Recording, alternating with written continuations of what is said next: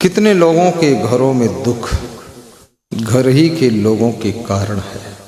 सब सुख था, घर भी है, मकान भी है, जमीन है, कुछ बिजनेस भी है, पैसे भी हैं, लेकिन परिवार का सदस्य कोई ऐसा है जो घर में आतंक मचाता रहता है, सहनशीलता नहीं। जब आपको क्रोध बहुत आने लग जाए तो समझ लेना अब आपके पतन का टाइम निकट आ गया है। ये क्रोध शन्यच्छति यो वेगम उत्थितम क्रोधा हर्षयो हो साश्रियो भाजनम राजन यश्च आपत्स न मुह्यति। नीतिकार कहता है जो अपने भीतर उठे हुए क्रोध की आग को बुझा लेता है और जो अपने भीतर हर्ष और खुशी को अंदर ही अंदर पचा लेता है। खुशी को पचाना बहुत कठिन है, क्रोध की आग को बुझाना बहुत कठिन है।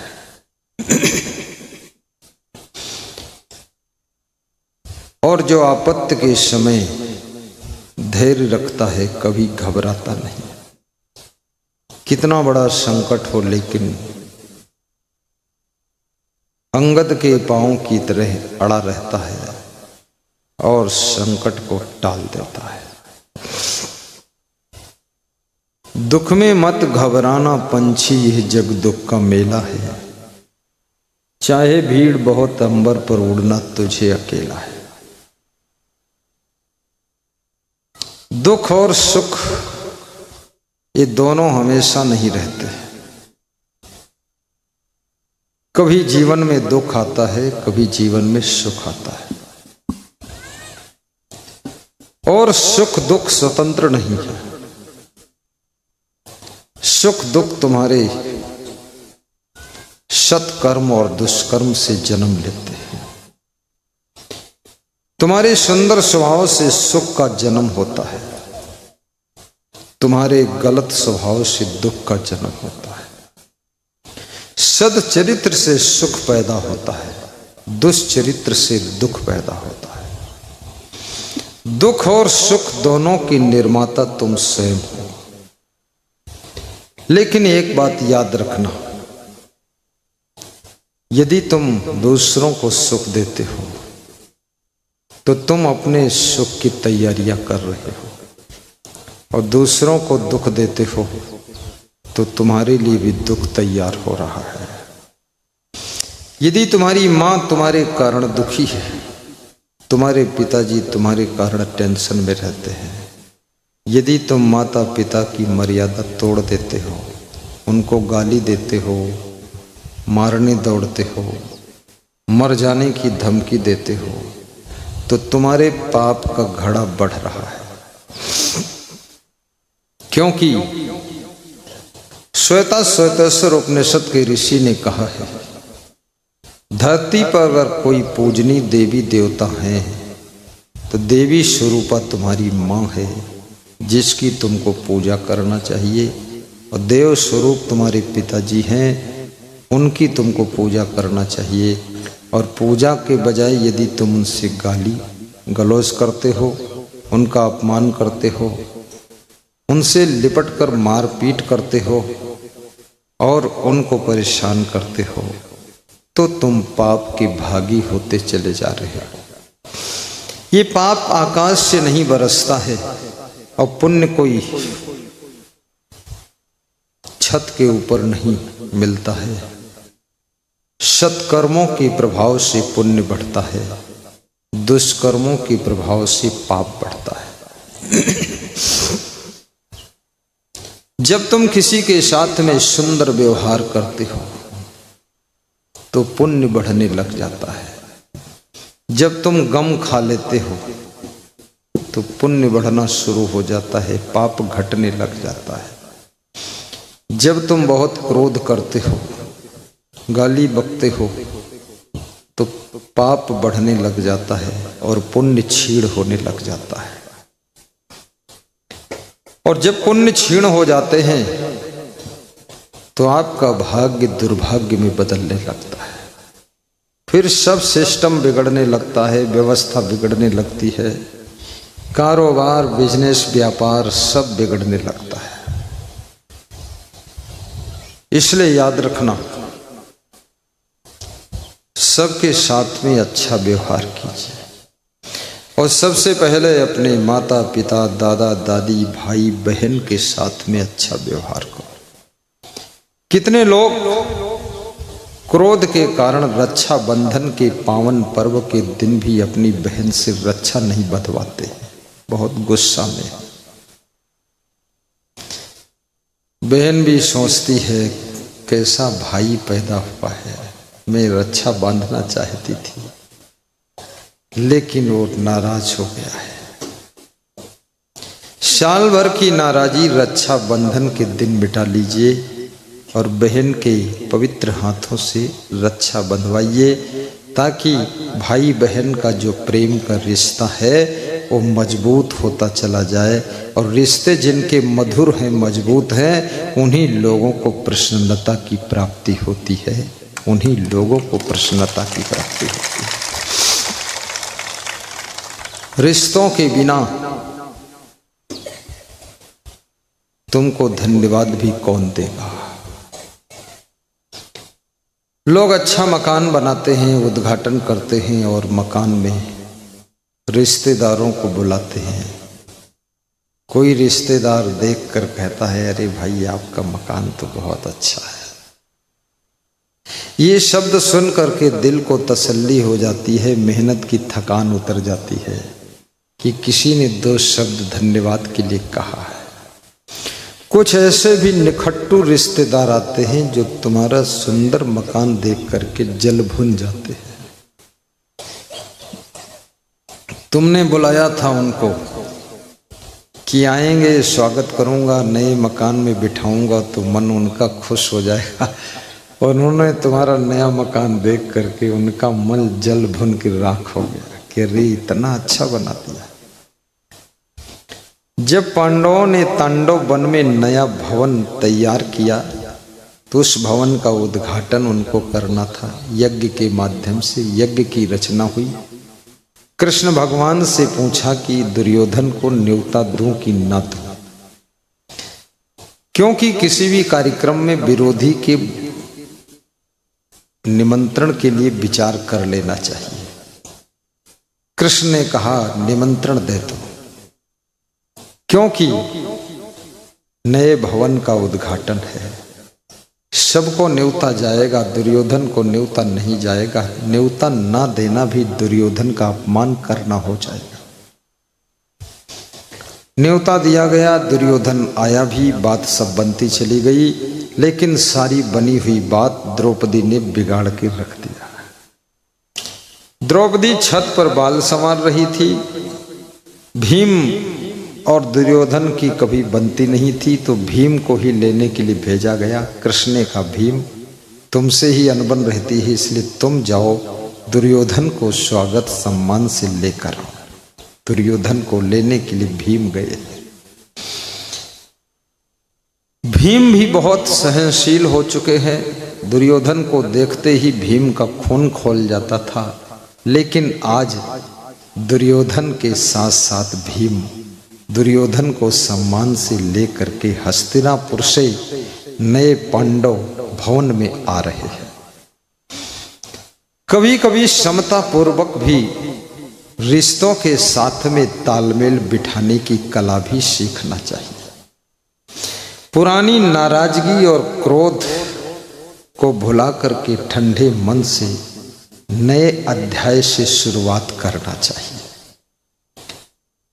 दुर्योधन भी खुश है कि भीम आज हमसे झुक गया, हमको लेने आया, प्रणाम भी किया, चलो चलता हूं।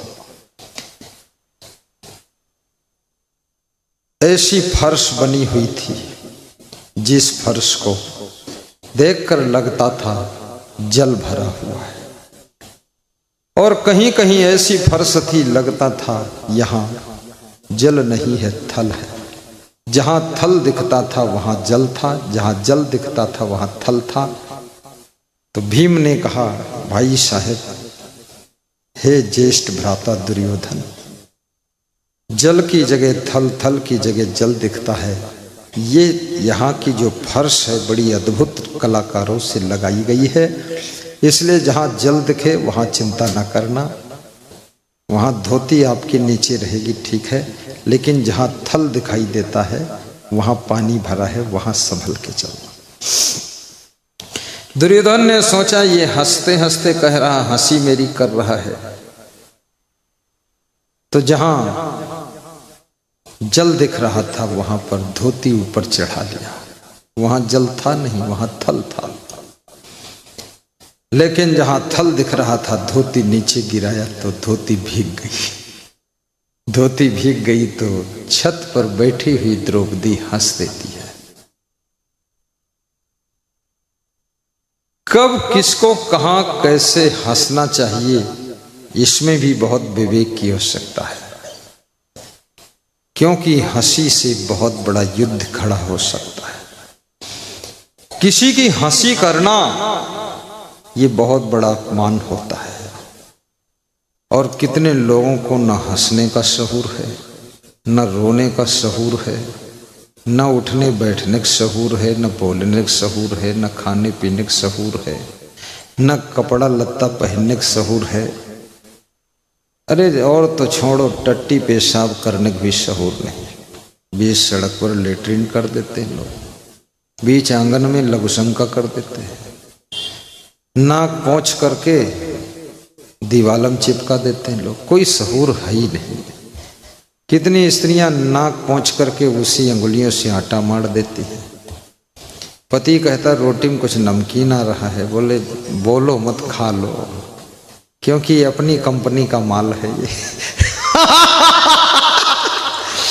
कोई शऊर नहीं, पसीना पोंछ करके उसे लोई बेल रही बना रही, सब गर्दन का पसीना लोई में लगा दिया है।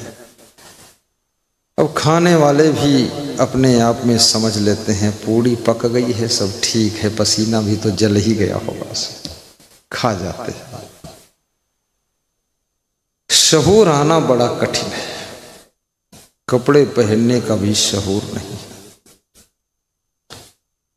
धीरे धीरे फैशन की दुनिया में कपड़े बड़े ऊट पटांग पहने जा रहे हैं।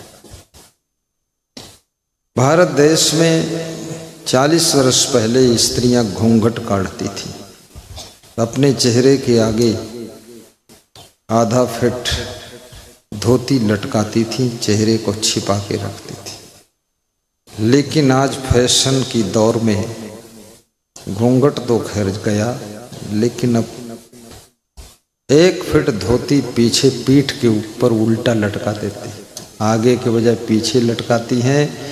उनको मालूम नहीं मुंह आगे है कि मुंह पीछे। इतनी बेशऊर। अब क्या करोगे? कितनी पुरानी औरतें नई औरतों की धोती सुधार सुधार उनकी खोपड़ी धरती रहती है। अब वो इस बांधनी है, वह बार बार खसक के गिर जाते हैं। सिर को खोलने से और फूहड़ बनने से तुम सुंदर नहीं हो सकते। भगवान राम के कपड़े पीले थे, कृष्ण के कपड़े नीले थे, लेकिन भगवान के दर्शन के लिए दुनिया इंतजार करती है। सीता जी की पूजा होती है। कपड़े मर्यादा से पहनिए। बेटियों को भी कपड़े मर्यादा से पहनना चाहिए। जब आपकी बेटी बहुत फैशन करने लग जाए, होंठ में लाल रंग लगाने लग जाए, तो उसके जल्दी पति का इंतजाम कीजिए, अन्यथा वो स्वयं इंतजाम करके प्रस्थान कर जाएगी। वो रायबरेली से ट्रेन में बैठने वाली है, क्योंकि होंठों का लाल रंग लाल झंडे की निशानी, खतरे की निशानी है। कुंवारी कन्याओं को होंठों में रंग नहीं लगाना चाहिए, लेकिन कलयुग है भगवान मेरे, क्या करोगे। आपकी सुंदरता, आपकी महानता, आपकी योग्यता तो आपके गुणों से, आपकी कलाओं से, आपकी ऊंची शिक्षा से ही होती है।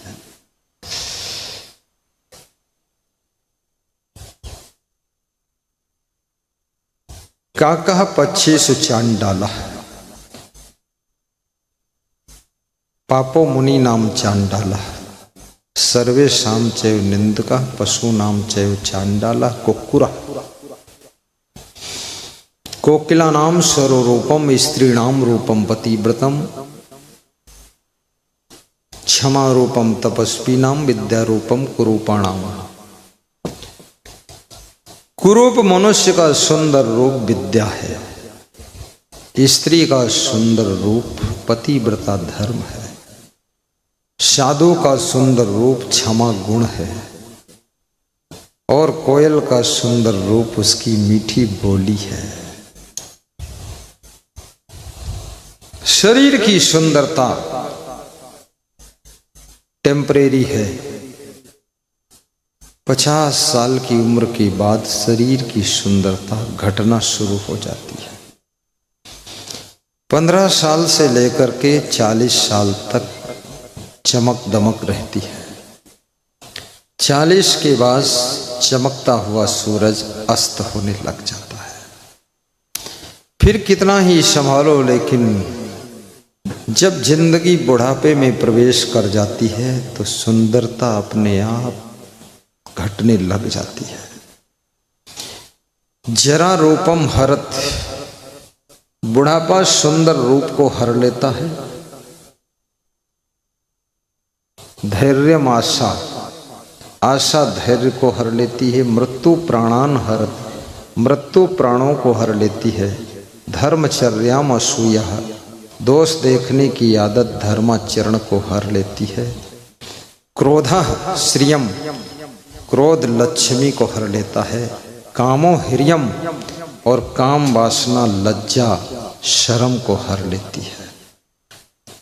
सर्वमेवाभिमानः, और अभिमान तुम्हारा सब कुछ छीन लेता है, हर लेता है।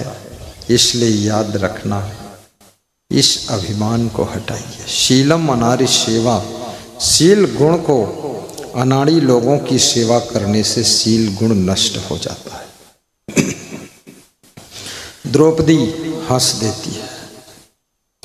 द्रौपदी के हंसी से दुर्योधन को दुख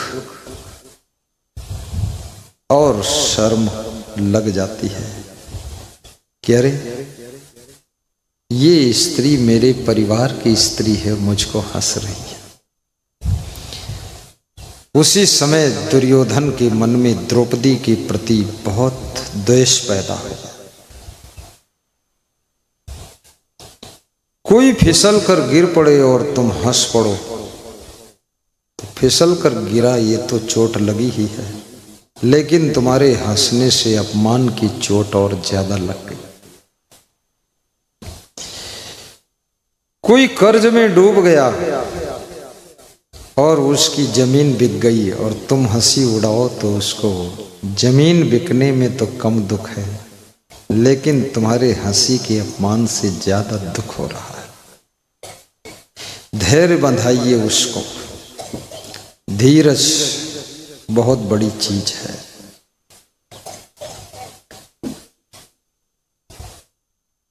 और द्रौपदी के मुख से जो शब्द निकले वो शब्द बड़े चोटदार थे। द्रौपदी ने कहा, अंधे के अंधे ही होते हैं। ये शब्द सुन करके दुर्योधन का दिल घायल हो गया।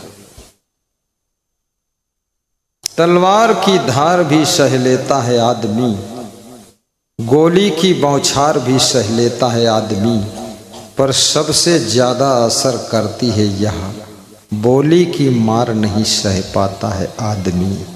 बोली की मार नहीं सह पाता है आदमी। सबको तिलक लगाया जा रहा है, तिलक लगवाइए। तिलक की थाल में अपनी श्रद्धा सुमन भी समर्पित कीजिए, पुण्य प्राप्त करिए। धर्म का तिलक है। कितनी स्त्रियों ने अपने पति को ऐसे कठोर शब्द बोले हैं पति घर बार छोड़कर चला गया, दोबारा लौट कर आया नहीं, कहीं भीख मांग कर खाता है। हरिद्वार में गंगा के किनारे कमंडल लेकर बैठकर शाम को रोता भी है, लेकिन पत्नी के बोले गए कठोर शब्द उसको घायल कर चुके हैं। इसलिए स्त्रियों को बोलने में बहुत सावधान रहना चाहिए। कितनी स्त्रियां तो अपने पति से कहती हैं आग खा लो, भोजन नहीं मिलेगा। पति बहुत बर्दाश्त करता है कि जब तक शादी नहीं होती थी भोजन ही खाया हूं, अब ये चंडिका देवी आई है आग खाने को कह रही है और स्वयं खूब रबड़ी खा रही है, हमको आग खिला रही है। पति के लिए ये शब्द जब बोले जाते हैं तो याद रखना उस स्त्री का भाग्य फूटने लग जाता है और उसको बहुत दुख देखना पड़ता है। पति का सम्मान कीजिए, पति का आदर कीजिए। और पतियों से भी व्यास गादी कहती है शादी के बाद लड़कपना बंद कर दीजिए, थोड़ा सीरियस रहिए, गंभीर रहिए, हुल्लड़बाजी मत करिए, ताकि तुम्हारी पत्नी तुम्हारी मर्यादा की पूजा कर सके। सासू का भी आदर कीजिए, ससुर का सम्मान करिए, बेटे बहुओं को संभाल कर रखिए। 100% तो कोई शुद्ध नहीं होता है, कुछ कमी रहती है, लेकिन इतना जरूर है कमियों को क्षमा करके रिश्तों को निभाना ही समझदारी है। गलतियां ना होती तो तुम्हारा जन्म ही ना होता इस धरती पर। कुछ गलती थी इसलिए तुमने जन्म लिया है। गलतियों को सुधारने का मौका मनुष्य शरीर में है। माँ बाप को गाली देने से बहुत पाप लगता है, इस पाप से भी बचिए। मात पिता की सेवा करके कोटिन तीर्थ फल पैबे, मंदिर हम काहे को जइबे, घर ही में तीर्थ बनेबे। सभी शास्त्रों में माता पिता सास ससुर की सेवा करने की इजाजत दी गई है। गुरु की पूजा करने की आज्ञा सभी शास्त्र देते हैं। गुरुर ब्रह्मा गुरुर विष्णु गुरुर्देवो महेश्वरा गुरुर साक्षात पर ब्रह्म तस्मै श्री गुरुवे नमः। जैसे हाथी के पांव में सबके पांव समा जाते हैं, ऐसे गुरुदेव में सब देव समा जाते हैं। भगवान राम कहते हैं गुरु की पूजा कर लिया तो समझ लो 33 करोड़ देवी देवताओं की पूजा का फल तुमको मिल जाएगा।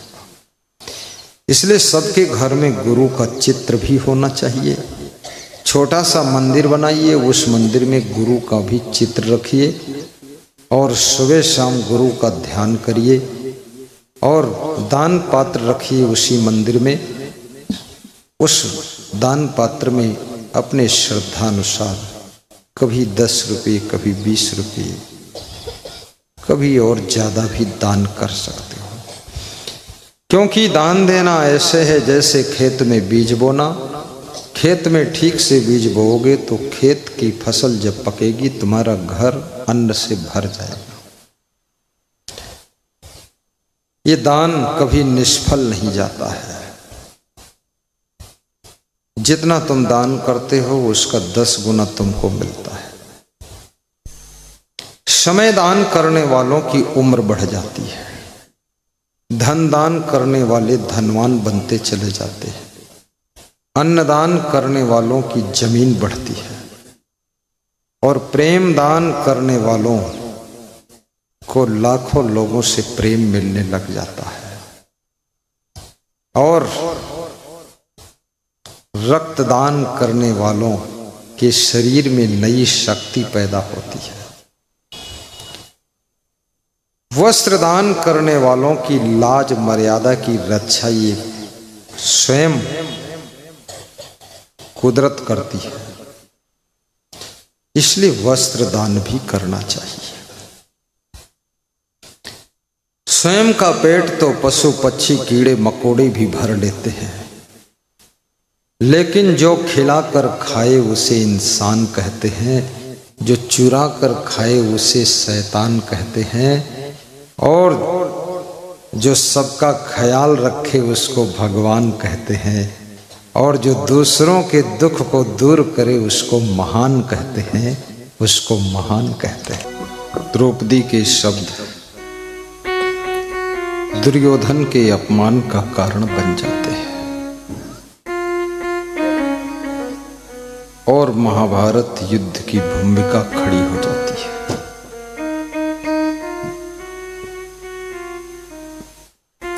इसलिए हर व्यक्ति को संभल कर बोलना चाहिए। बोलने में चूक हो जाए तो क्षमा मांग लेना चाहिए,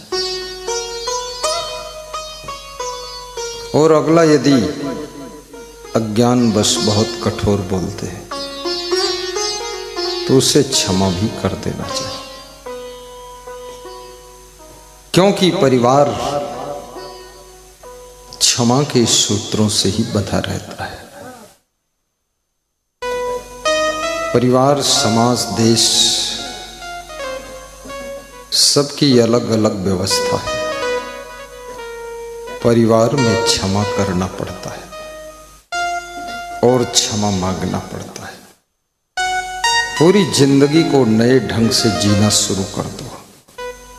बहुत कलह कलेश कर चुके हो, बहुत मदहोश बेहोश रह चुके हो, बहुत उत्पात खुराफात फालतू बात कर चुके हो।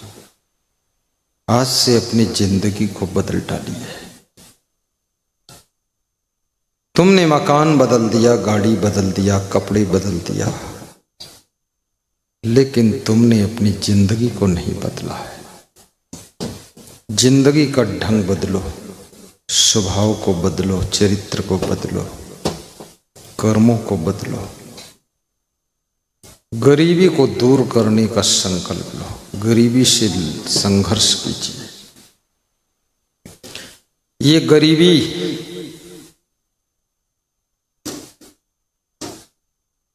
कितने सालों से तुम्हारे पीछे पड़ी है, इस गरीबी को कब दूर करोगे? तुम माँ से लड़ रहे हो, पिता से लड़ रहे हो, बेटे से लड़ रहे हो, बहू से लड़ रहे हो, भाई से लड़ रहे हो, पड़ोसी से लड़ रहे हो, गांव वालों से लड़ रहे हो, लेकिन गरीबी से कब लड़ोगे? गरीबी को कैसे दूर भगाओगे? जो लोग गरीबी को दूर भगाना चाहते हैं, नीतिकार कहता है उनको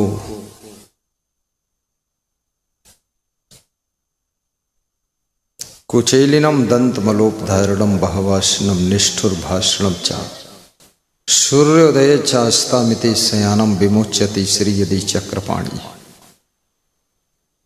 वे लोग मैले वस्त्र ना पहने, दांतों पर मैल लगाकर ना रहें,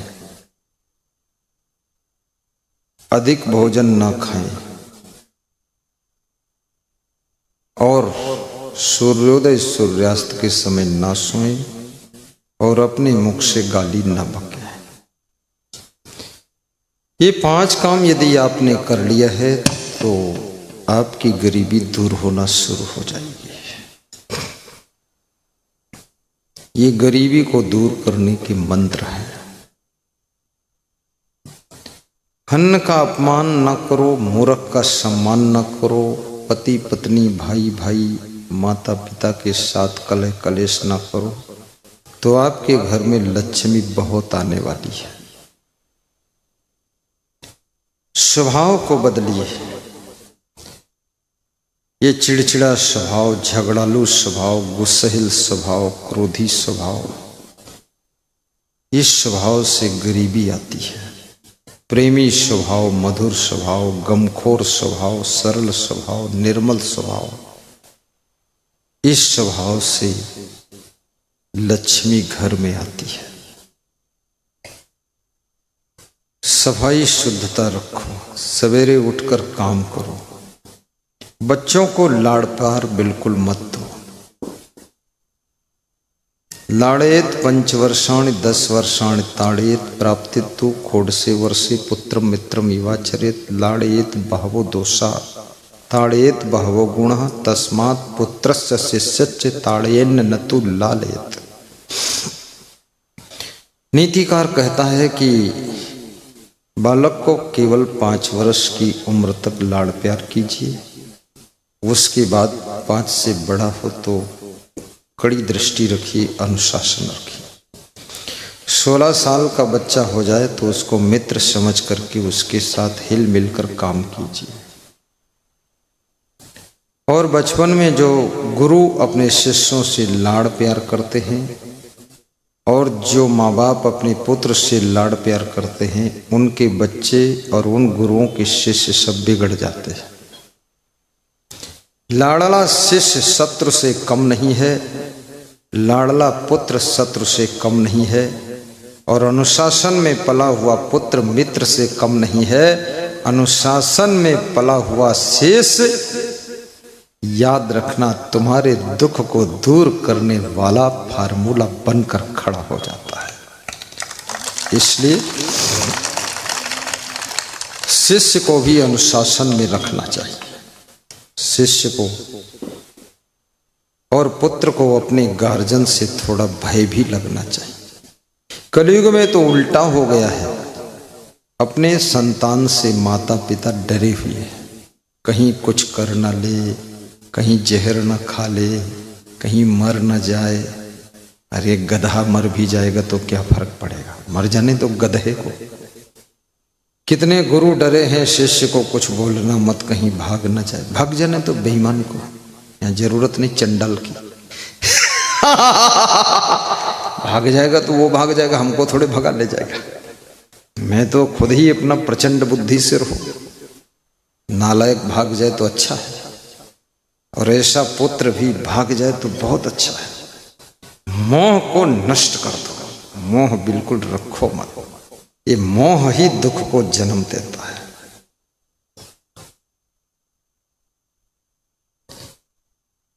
स्त्रियां मोह की मूर्ति होती हैं, स्त्रियों की ममता के कारण ही बच्चे ज्यादा बिगड़ जाते हैं। सिर पे हाथ धर के कहती है, रे मेरा लाल बैठो बैठो। अपने पति से कहती, तुम छुई न ले का मारे न देखो, तुम अपन दूरी न रहो। अभी लाल एक दिन महाकाल पैदा हो गया। अरे इसको दोनों पति पत्नी सलाह करके पिटाई करवाओ, पुलिस में रिपोर्ट लगाकर इसकी पिटाई कराओ। मुख्यमंत्री और प्रधानमंत्री को एक कानून बनाना चाहिए कि माता पिता को गाली देते हुए जिस संतान का वीडियो मिल गया उसको 2 महीने की जेल, और माता पिता को मारते ही अगर वीडियो मिल गया तो 6 महीने की जेल। और 6 महीने से पहले जमानत किसी की लगेगी नहीं, माता पिता की ही जमानत से छूटेगा, और 6 महीने से पहले उनकी जमानत भी मंजूर नहीं होगी, ताकि इसको थोड़ा सा सजा मिलनी चाहिए। कितना दुष्ट हो, कठिन दंड के आगे उदंड भी सही हो जाता है। लेकिन माता पिता का मोह बच्चों की जिंदगी को बर्बाद कर देता है। अनुशासन में पालो बच्चों को। मैं गुजरात में था, दाहोद में, एक बच्चा बड़ी शैतानी कर रहा था, 10 साल का था। थोड़ी देर में उसका बाप आया, तो बाप बोला मैं आऊं तेरे पास, तो हाथ जोड़ा, बोला नहीं पापा तुम मत आना। बिल्कुल शांत बैठा था पापा को देखकर, तो हमने कहा बहुत शांत बैठा। बोले हफ्ता में 1 दिन सर्विसिंग होती है इनकी। तो हमने कहा कैसे करते हो सर्विसिंग? बोले उल्टा टांग देता हूं और कोड़ा निकालता हूं घोड़ा वाला। तो उल्टा टंकयू डरन मारे पेशाब कर दी के मुहे मावत है पेशाब से, और थर थर कांपत है, टट्टी पेशाब सब निकल जाते। और इकी माँ से हमारा सलाह हो जाते, जब इका उल्टा टांगित है तो माँ सब्जी खरीदे चली जाते। इतना ये थर्राए जाते हैं कि दोबारा चूं करते ही नहीं, थर थर कांपे नारे और नारी। अनुशासन और अंकुश। अंकुश विहीन हाथी मतवाला हो करके घरों को गिरा देता है, गाड़ियों को उलट देता है। अंकुश के डर से कंट्रोल हाथी अपनी पीठ पर 5 लोगों को बिठाकर हलोर से महाराजगंज पहुंचा देता है। अंकुश में ये दम है। अनुशासनहीन व्यक्ति शराब पी करके आधे मोहल्ले को गाली देता है। अनुशासन में बंधा हुआ व्यक्ति कभी शराब छूता नहीं है और मोहल्ले वालों को लड्डू का प्रसाद जन्मदिन के उपलक्ष्य में बांट करके सबका मुंह मीठा कर देता है। अनुशासन में रहो। तुम्हारे जन्म होने से परिवार को क्या मिला, घर को क्या मिला, माँ बाप को क्या मिला, तुम्हारे साधु बनने से गुरु क्या मिला, तुम्हारे गुरु भाइयों को क्या मिला, तुम्हारे जन्म लेने से तुम्हारी बहनों को क्या मिला, गांव को क्या मिला, जिले क्या मिला, पड़ोस में क्या मिला लोगों को। भूत कहीं का, काल यवन पैदा हुआ है, साधु बन गए, कोई सही चाल चलन नहीं है, सब उल्टा पलटा। जहां देखो तहां कमंडल ले खड़े, होटल पर है कमंडल बजावते, कोई शर्म लाज नहीं। साधु बन गए, रात दिन सोते हैं, कोई काम ही नहीं करते, तमाकू खाते और भंडारा खाते। जत्ती दक्षिणा मिली, दक्षिणा गांजा पी गए, भंडारा मिला, खाए ली स्वागत है। ये तेरे साधु होने से समाज को मिला क्या? संत का सम्मान इसलिए होता है क्योंकि संत परोपकारी होते हैं। वृक्ष कबहु नहीं फल भखै, नदी न संचय नीर, परमार्थ के कारण साधन धरा शरीर।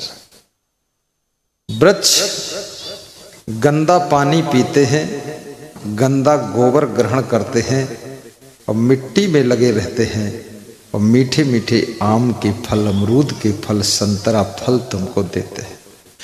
तुम उनको गोबर खिलाते हो, वह तुमको संतरा खिलाते हैं। और संत महात्माओं को तुम भोजन देते हो, वे तुम्हें भजन सिखाते हैं। और संतों को तुम वस्त्र देते हो, वे तुम्हारी मर्यादा की जिंदगी जीने की कला सिखाते हैं, कला सिखाते हैं। वृक्ष कबहु नहीं फल भखै, नदी न संचय नीर। नदी कभी जल को इकट्ठा नहीं करती, न नदी पानी पीती है। जो पानी है उसको प्रवाहित करके समुद्र को दे देती है। नदी दाता है, नदी देने का काम करती है, इसलिए नदी का जल मीठा होता है। समुद्र लेने का काम करता है, इसलिए वही जल समुद्र में पहुंचकर खारी हो जाता है। देने का काम जो करते हैं वह हमेशा मीठे बने रहते हैं। जो केवल लेने लेने का काम करते हैं वह खारी हो जाते, उनका स्वाद बिगड़ जाता है। नदी न संचय नीर, परमार्थ के कारण साधुन धरा शरीर। संत महात्मा परमार्थी होते हैं, साधु बड़े परमार्थी, शीतल उनके अंग, और तपन बुझावें और की दई दई आपन रंग। सारा संसार काम क्रोध की अग्नि में तप रहा है।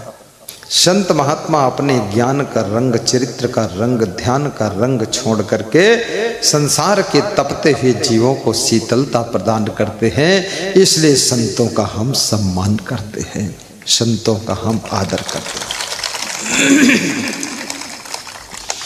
जिस समय राजा दशरथ की मृत्यु हुई, राम वनवास चले गए, लक्ष्मण चले गए, सीता जी चली गई, कैकेयी कौशल्या सुमित्रा विधवा हो गई। अयोध्या में अशांति छा गई, कोहराम हो गया, खुशियां सब भंग हो गई। एक व्यक्ति की गलती पूरे देश की खुशियों को तबाह कर सकती है। परिवार के एक सदस्य की गलती, एक सदस्य का गलत स्वभाव परिवार के 10 व्यक्तियों के सुख को नष्ट कर सकता है। आश्रम में एक साधु की गलती पूरे आश्रम को तहस नहस कर सकती है। याद रखना, एक माचिस की तीली अगर जलाकर गलत जगह आग लगा दिया जाए, पूरा गांव जलकर राख हो सकता है। पूरा गांव जलकर राख हो सकता है, एक माचिस की तीली। वह माचिस की तीली न बनो कि घर की सुख शांति को जलाकर राख करने का काम आप मत कीजिए। घर में सुख शांति पैदा कीजिए। मां से लड़ना कोई बहादुरी का काम नहीं है। बाप से लड़ना कोई बहादुरी का काम नहीं है। भाई से लड़ना कोई बहादुरी का काम नहीं है। अगर तुम बहुत बड़े बहादुर हो तो याद रखना, चुनाव लड़ करके प्रधानमंत्री बनो और प्रधानमंत्री बन करके सभी रोडों को चमका दो, तब बड़ा बहादुरी का काम है।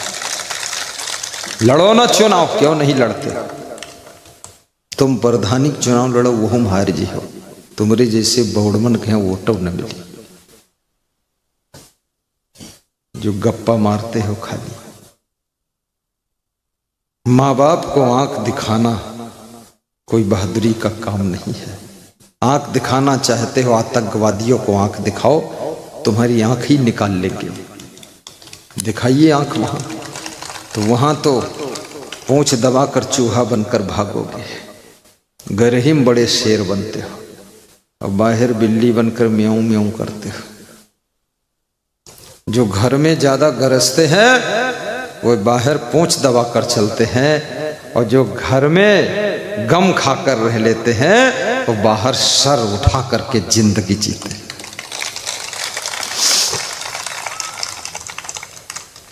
कितने पतियों ने अपनी स्त्रियों को बहुत दुख दिया है। शराब पी कर आते हैं, उल्टी पलटी टट्टी, लड़ाई झगड़ा गाली गलौज सब करते हैं। स्त्री का जीवन भी बहुत पराधीन जीवन है। अब इस राक्षस के पाले पड़ गई बेचारी, क्या करे। शराब पीना है, लड़ाई झगड़ा करना है। शादी से पहले अपने सास ससुर जो होने वाले हैं उनसे कह दो कि मैं शराब पीऊंगा, लड़ाई करूंगा, तुम्हारी लड़की को पीटूंगा। शादी करना हो करो, न करना न करो, तो तुम्हारी शादी कुतिया के साथ भी नहीं होगी। कुतिया भी हट जाएगी कि उल्लू के साथ हम हो शादी न करेंगे। तुम काबिल ज्यादा हो ना, काबिलियत तुम्हें निकरी हूं। ये शादी कोई खिलौना नहीं है। 100 झूठ बोल के शादी होती मुश्किल से नहीं।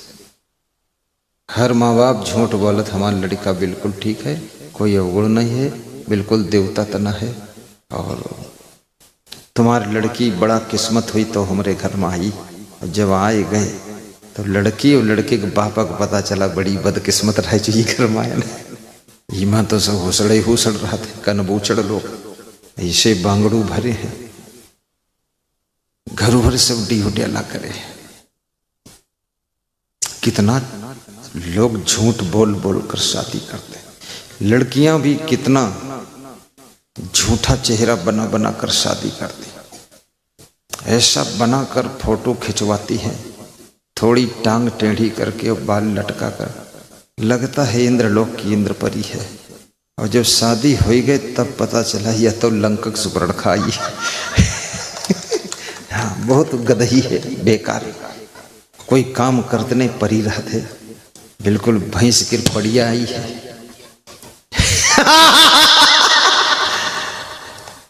सब नरक बनाए थे इस डियोडियाला। तन को झाड़ू नहीं लगावत है। हाँ, कबहू कबहू लगावत है, उठाए अपनी सासू को पीठ पर मारत है 2-3 झाड़ू। कितनी सासुएं तो झाड़ू खाए खाए पीठ मजबूत कैली। जब फर्श पर झाड़ू लगाओ चाहिए तो नहीं लगावत है, बड़ी आलसी। कितना लोग साधु बना है, गांव भर साधु, गांव भर जोगी, मठ उजड़ गवा। साधु 20, कोई अपन 12 छत है, कोई जटा सुधारत है, कोई दाढ़ी सुधारत है, कोई शीशा देखत, कोई तबला धुन धुन बजावत है। ताधानी पाधानी पाधानी सानी, अरे रोटी कब बनी धानी पानी बतावत। झाड़ू तक लगावत नहीं, सवेरे से तबला ठोकब शुरू करनी। तुम्हारा तबला हम कुदार से फोड़ फेंक, हमारे गुरुजी कह रहे तबला हम कुदार से फोड़ फेंक दे। गुरुजी हमारे मजाक। तो हमने कहा गुरुजी कुदार से काहे फोड़ी हो, कमर में धर लियो। कहीं हम कुदार से इसलिए फोड़ दे दोबारा ये बजे के न चले। काम करो, सफाई करो आश्रम के। काम करने की इच्छा नहीं, आलसी बने मक्कार, रोगी बने घूमत है, 2 कदम चल नहीं सकते। कितनी लेडीजों ने अपने शरीर को इतना बिगाड़ा है। आई थी पत्नी बनकर और धीरे धीरे हथनी बन गई। 1 कदम नहीं चल पाती है। अगर 2 फुट उधर चलक है तो उल्ट जाती है, उल्टे के पहुड़े पहुड़े हाथ सामान रखते। अरे ये ढाल बनी परी हो, उठो वो चलो वो, तनी कम खाओ घटाओ वो शरीर। बहुत यू नगाड़ा लेके आई हुई।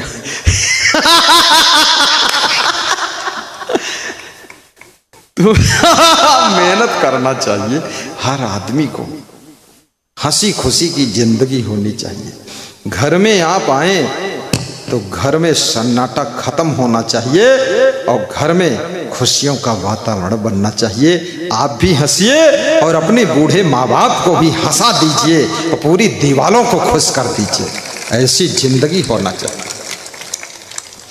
सवेरे सोकर उठो तो भी थोड़ा हंसो, उस सोए को उठते हैं तो बैठ रुआवत हैं थोड़ी देर। का कोई रात भर तुम्हें कोटी से हो, ये रुआवत काहे बैठे हो। मैं तो उठता हूं तो पहले हंसता हूं जोर से। तो हमारे साधु भी हंसते हैं सब, इनका सबका हंसाई थे। इनका नाव बदल बदल रखे थे, जी का नाव यज्ञ से, का नाव कही थे रामलाल इधर आइए। हंसना चाहिए, हंसने से बॉडी रिचार्ज हो जाती है। दुख कौन है, कोई दुख नहीं है। दुख मानो तो दुख ही दुख, और दुख ना मानो तो कोई दुख ही नहीं है। सब सुख ही सुख है। प्रसन्न रहो, आनंदित रहो। बूढ़े माँ बाप को भी खुश रखने का प्रयास करो। अपनी जिंदगी को कांटा मत बनाओ, फूल बनाइए। जिसके पास पहुंचो तुम्हारी जिंदगी के फूल की, सुख की सुगंध उसको भी मिलनी चाहिए। तुम्हारी जिंदगी की बुराइयों के कांटे किसी को चुभने नहीं चाहिए। सब बुराइयां दूर करिए और जिंदगी को फुलवारी बना लीजिए। बोलिए सदगुरु भगवान की जय हो। जिस घर में बहू बन करके जाओ उस घर में खुशियां बढ़नी चाहिए। शादियों में अनावश्यक खर्चा भी मत करिए। फिजूल खर्ची वाली शादियों से बचिए। अपनी बहू को हेलीकॉप्टर से लाने की कोशिश मत करिए, नहीं तो कर्जे में डूब जाओगे। हेलीकॉप्टर से लाओ, चाहे डल्लफ में लाओ, चाहे कार में लाओ, वह बहू वही है, वह सुधरी ना, और वह आई तो पूरे घर का रौंद डरी। इसलिए कार में बैठा के ले आओ, हेलीकॉप्टर रह दो, नहीं 10 लाख और डूब जी। इस बहू के लिए उसी 10 लाख में बढ़िया 2 कमरे बना दो, लेट बाथ बना दो, इसका बेडरूम बना दो, किचन बना दो, सुख से रहे, हेलीकॉप्टर रहने दो। और अपनी बहू को काम करना भी सिखाओ। बहू को लल्ली देवी मत बनाओ, शुरू से ही ट्रेनिंग दो। कह दो जुट जाइए, चाय बनाइए, शरबत घोरिए, पोछा लगाइए, झाड़ू लगाइए। अगर 7 दिन तुमने बहू को लल्ली बना दिया तो 8वें दिनों खुल्लम खुल्ली दंगा मचाएगी। आवाज आई है, आज ही शाम के यहाँ उसका काम शुरू करवा दो तो जिंदगी भर वह ठीक रही। काम करना सिखाइए। घर का कोई सदस्य खाली रहना नहीं चाहिए। छोटे छोटे बच्चों से भी 1 घंटे काम लीजिए। जो पढ़ने में बहुत कमजोर है उसको दिन भर रगड़ के खेत में काम लीजिए। उसको इतना काम लीजिए, महीना भरे में बिल्लाए के यहाँ ख्यात से भाग गई, स्कूल तरफ कस गए, तब सुधरी, वो ऐसे न सुधरी। और तुम वो पढ़ाई जाते नहीं, घरे हम बैठ रहा, वो का ले जाओ ख्यात, पैरा ढोआओ खूब, और के ऊपर भूसा भर दे थोड़ा कान में, है कान कोकवाएं, दिमाग सही हो जाए। चोर कहीं का पढ़ने नहीं जाता है, यहाँ बैठा रहता है। जब दुख मिलेगा तभी वो सुधरेगा। दुख के बिना इंसान को चेंज करने वाला कोई दुनिया में है ही नहीं। दुख आपको बदल कर रख देता है। इसलिए अपने बच्चों को ज्यादा अनावश्यक सुविधा मत दीजिए। सुविधा भोगी बच्चा हमेशा बिगड़ जाता है और दुख में पला हुआ बच्चा हमेशा अच्छा हो जाता है।